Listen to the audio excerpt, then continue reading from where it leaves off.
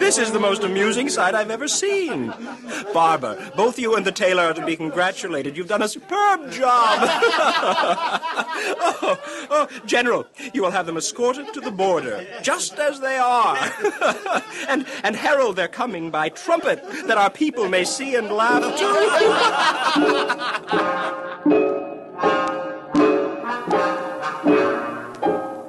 Hanan. King Hanan, son of Nahash, did this to my personal ambassadors? It's true, Your Majesty. They were escorted to the border of Israel, the laughing stock of all the Ammonite people.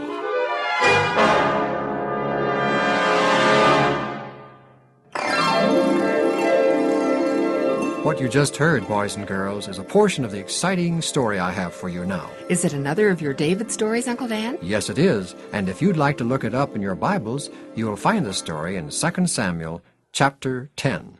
I call this story A Prophecy Fulfilled.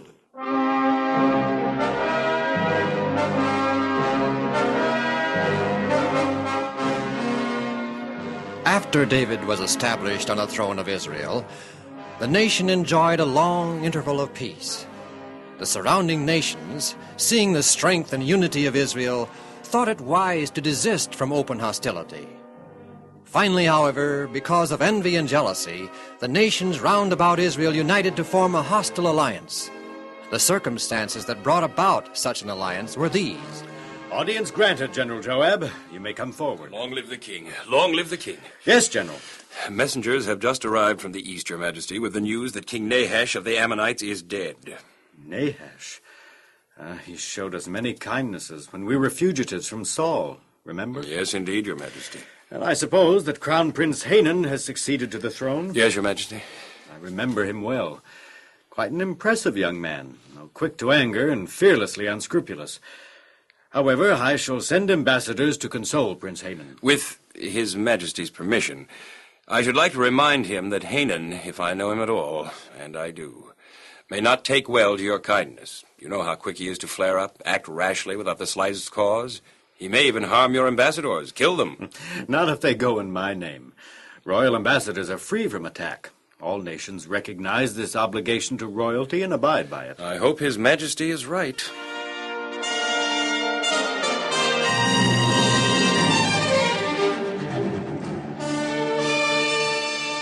May His Majesty Hanan live forever. In the name of David, King of Israel, we greet Hanan, the great king of Ammon. David sends his personal sympathies in the bereavement of His Majesty, in the passing away of his father Nahash, who showed much kindness to David in days gone by. His Majesty David, Who are you? I am spokesman for these ambassadors, Your Majesty. In Jerusalem, what is your position? I am one of King David's personal attendants. And these others? Ministers of state, aide-de-camp to General Joab, princes from the various tribes of Israel, elders and wise men. Quite an array of statesmen and influential men. You may tell David, your king, that I, Hanan, king of Ammon, appreciate his kind thoughtfulness, and... You there, what do you want? His Majesty's general insisted that I interrupt and beg permission for him to speak. Tell him to wait until I have received these royal visitors and sent them on their way. He begs permission to speak now, Your Majesty, before these ambassadors depart. General, what is it you wish to speak to me about? The true mission of these so-called ambassadors, Your Majesty. All right, I'll hear you out. You may come forward. Long live the king. Your Majesty, may I remind you how David deceived King Achish of the Philistines, who sheltered him from King Saul, even as did your father?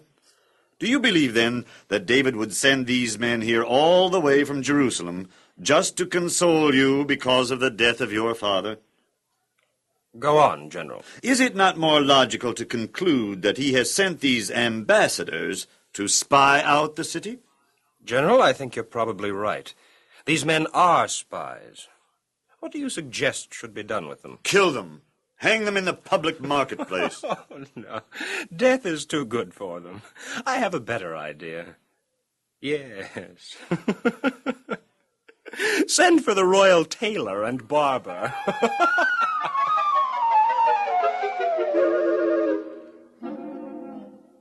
Barber, see these men. They are spies sent here by David, king of Israel. Usually spies are put to death, but these men are special. Death is too good for them. They sneaked in, posing as ambassadors, and We are ambassadors, personal representatives of His Majesty King David, king of all Israel. Therefore, sire, I demand that we be given the usual courtesy, protection, and immunity accorded royal ambassadors. Royal ambassadors, indeed. Oh, I wouldn't harm you. Not a hair of your heads. You will be sent back to your king as healthy specimens and as alive as you are at this minute. Minus half your hair. Barber, shave off half of the hair on the heads and beards of these men. And Taylor, you will cut away half of each man's clothing. They will return to David only half dressed. They'll be the laughing stock of everyone they meet on their way home. If His Majesty carries out this threat of indecency, it will be a disgrace to King David and the nation of Israel. Of course it will. Our king and our nation will not be apt to let such a disgrace go unpunished. Oh, every nation knows that your King David is a peace-loving man. He'll take this insult. He won't like it, of course, but he won't do anything about it, except perhaps sputter. Oh, I wish I could see it. David's carefully chosen spies returning into Jerusalem half naked. Their heads will pop out of windows. They will break out in convulsions of laughter.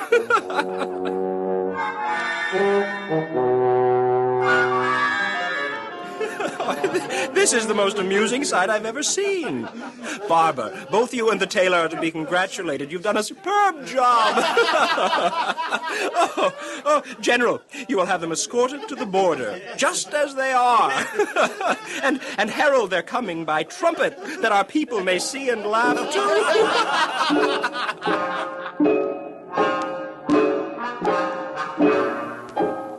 Hanan. King Hanan, son of Nahash, did this to my personal ambassadors? It's true, Your Majesty.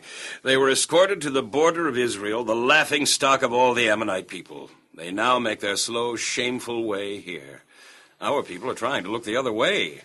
And still, Your Majesty, they cannot ignore the insult that this act has heaped upon you and the people themselves. But I sent the ambassadors to Hanan in kindness and respect, hoping to repay in part the kindness shown to me and my men when we were fugitives. Ah, but Your Majesty does not understand the mind of the Ammonite. It is continually evil. But they were kind to me. Obviously, Your Majesty, only because they hated Saul and Saul hated you. Still, I don't understand why. By international law, all nations respect and protect the ambassadors of other nations. Surely the Ammonites know this. They hate Israel, Your Majesty. They hate Israel's God. Hatred prompts their actions, controls their minds, even as it did many years ago when Nahash demanded the privilege of gouging out all the right eyes of the defeated Israelite people. Yeah. They can have no conception of the generous spirit that prompted your message of goodwill to their new king. Well, I think I realize all this, Joab, but I'm a little perplexed that God would permit them to carry out the evil. But now I think God wishes us to realize the real character of the Ammonites, so we'll not make an alliance with them. It certainly is not God's will that Israel enter into league with the treacherous heathen Ammonites. Shall I prepare the army for prompt retaliation? No. First of all, Joab, send swift messengers to the returning ambassadors. Instruct them to remain in Jericho until their beards and hair have grown out again. Immediately, sire. As for the prompt retaliation by force, I'll let the events of the future and God decide that for me. However, I want the Ammonite king to know that I'm sorely displeased with their insult to my ambassadors. In my sight, and the sight of God, their action reeks of evil, hostile intent. With pleasure, Your Majesty.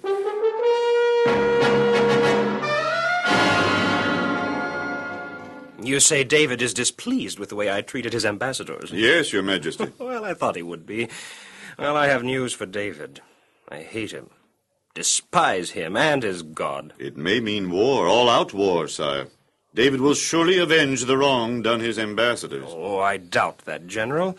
David is a peace-loving man. He wouldn't wage war unless he was forced to. I've learned, Your Majesty, that Israel is out to control the land and peoples all the way to the Euphrates River. Impossible. Israel conquer us, Syria, and all the other nations from the Jordan to the Euphrates? It's absolutely impossible. Israel is fast becoming a united and strong nation under the wise leadership of King David, sire. You consider Israel a threat, a real threat? Indeed I do, Your Majesty. The people of Israel love David. They are solidly united, and in unity there is strength. Besides all this, Your Majesty, the early fathers of Israel, Abraham, I believe, and Moses, predicted that Israel's boundaries someday would extend to the Euphrates. The Israelites believe in these predictions. Belief in their cause and love for their leader are an unbeatable combination, creating courage, energy, and a victorious spirit. Oh. Have your spies detected any military activity in Israel? No, Your Majesty, but I should like to point out that there is no time like the present for an attack. Daily, Israel grows stronger and stronger. If we or any nation are ever to crush Israel, it must be now. I think I agree. Yes. Do we have the men and weapons to defeat the Israelites? Your Majesty, that is debatable. We could lose.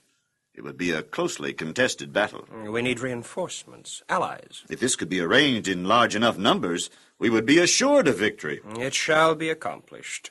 Money can do anything.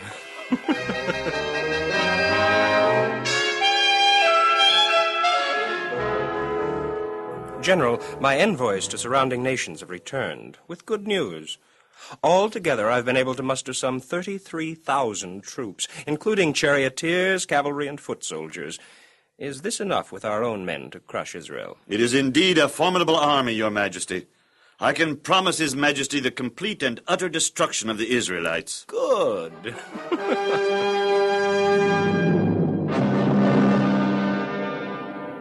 You may come forward, General Joab. Long live the king. Your request for an audience mentioned grave tidings from the north and east. Yes, Your Majesty. Great forces of enemy troops are converging on the Ammonite capital. Obviously, a vast coalition to crush and destroy us. This, as we all realized, was inevitable. Now it's here, Joab. We'll not wait for them to invade our country. Instead, we'll march at once and fight on their soil. I warn you, Joab, a powerful enemy will be arrayed against you. It'll take boldness and courage to attack. Be wise in your boldness. Fight bravely. Give no quarter. Yet remember, we're God's people. Palestine is God's land. So the battle belongs to Him. Depend on Him, and He'll be your strength and your fortress. He will give you victory.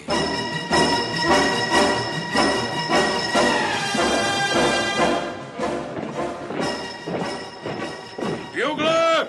Follow Holmes! Captain, find my brother Abishai and ask him to come here. Yes, sir.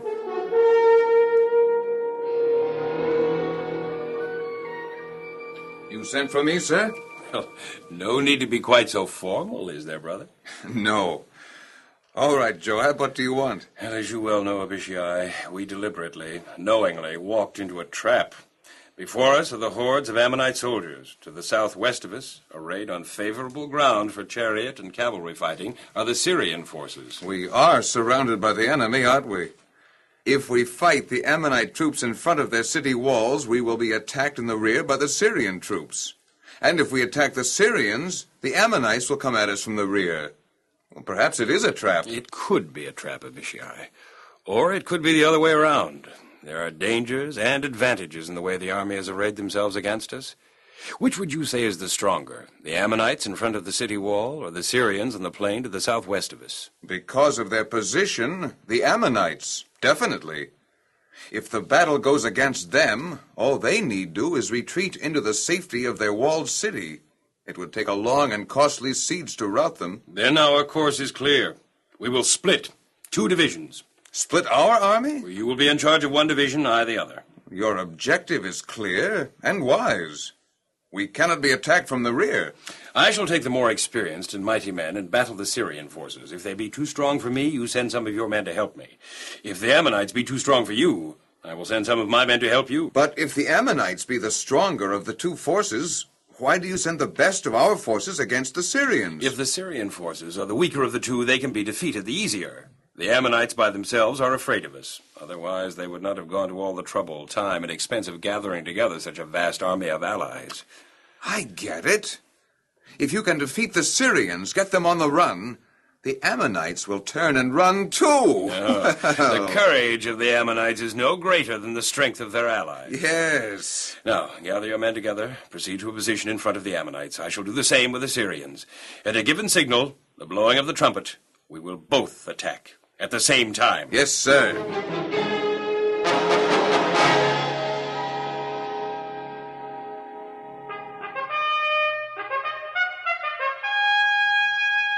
Forward to the attack, men! And God go with you!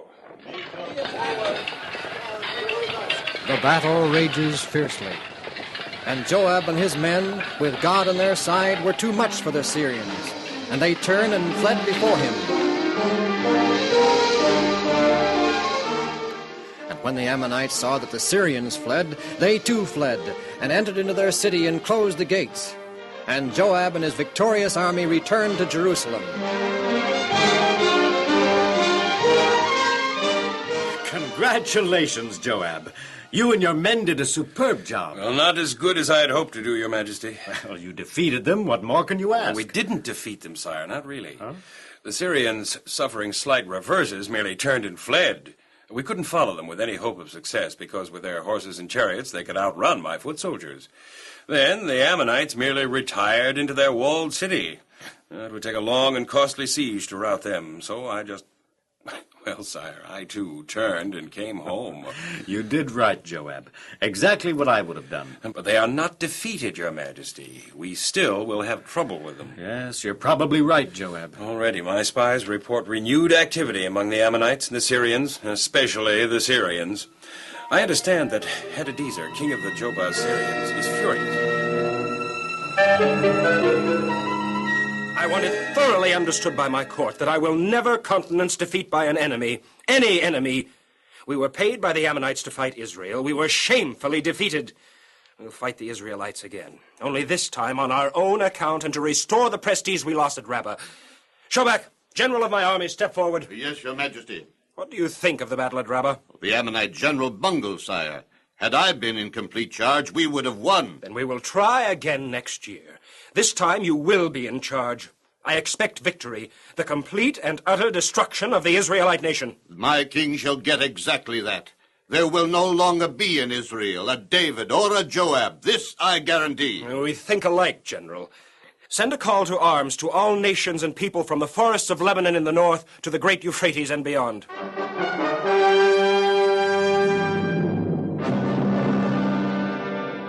How go the preparations for the battle with the Israelites, General? Every king, both great and small, from Lebanon to the Euphrates, has answered your call to arms.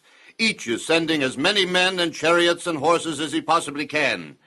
We all meet at Helam, and there we will organize and train until every man is hard as iron and eager to fight. The Israelites shall be destroyed.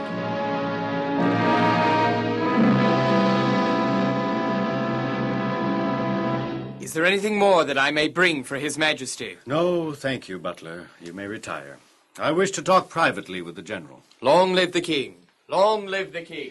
Joab, we've much to talk about and plan. Well, may the God of Israel direct our minds as we discuss the plan His Majesty has in mind and bring it to a successful conclusion. Sit down, Joab. Be comfortable. As His Majesty wishes. Forget for tonight that I'm your king. We've been through much together, you and I. Yes. I remember the very day I joined your little band of fugitives. I was thrilled. Yes, we've gone through much together. Defeat and victory, sadness, joy. But I digress. Take up time that should be used in the planning of our strategy. No, it's not a waste of time at all, Joab. We've gone through many crucial times together. But we have at least one more critical test to pass. A crisis. I think it's the most important, severe crisis we've ever faced. The very life of Israel is at stake. We must face this emergency squarely, immediately. And with God's help, we will win. You mean the great enemy forces being enmassed across the Jordan? Almost the entire world is arrayed against us, Joab. The nations have formed a huge coalition determined to crush us and the good name and power of our God. The king doubts that we will win? God is all-powerful. I doubt that not in the least. I doubt only Israel. Have we put away sin among us? Will we permit him to be our strength and our fortress? Will we call upon him for help? And will we rely only on him for victory? God will give us victory in this emergency, and in all things, if we do our part. Is there anything I can do to reassure the king? Yes, Joab, there is.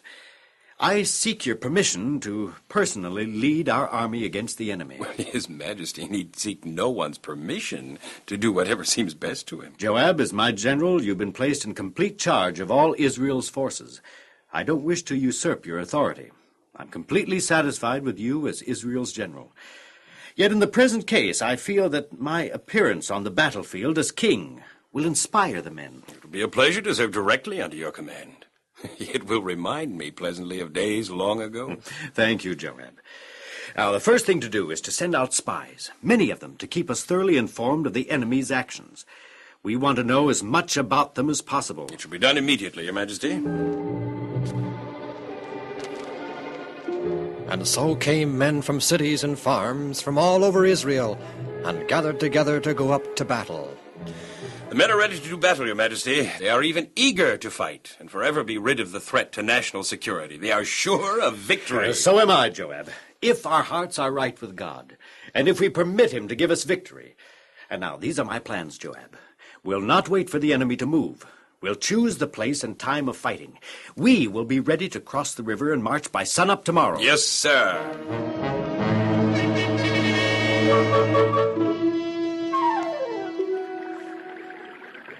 I'll be first in the water, Joab, and lead the men across the Jordan. You take charge here, see that all goes well, and then you yourself bring up the rear. Yes, sir.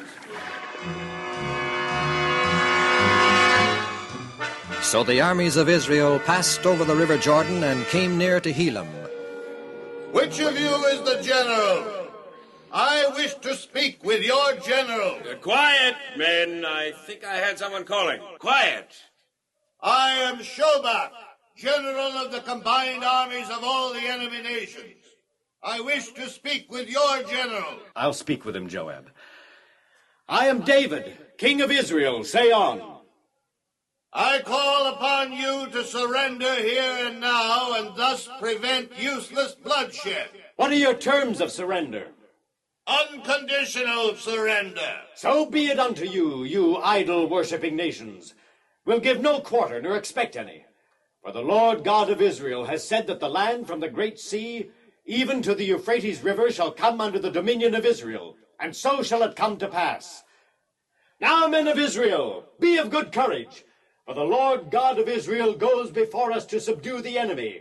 Forward to the fray!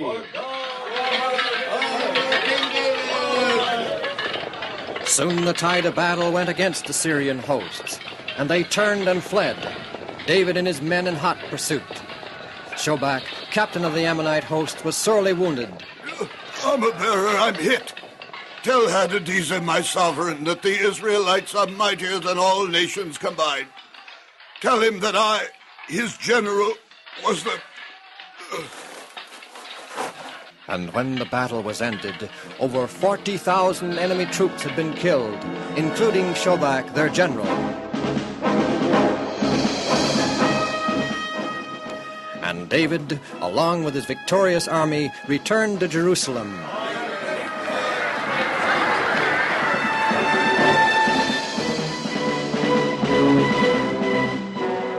And all the kings that had been tributary to Hadadezer sent envoys to David to make peace with him and to pay tribute into the treasury of Israel.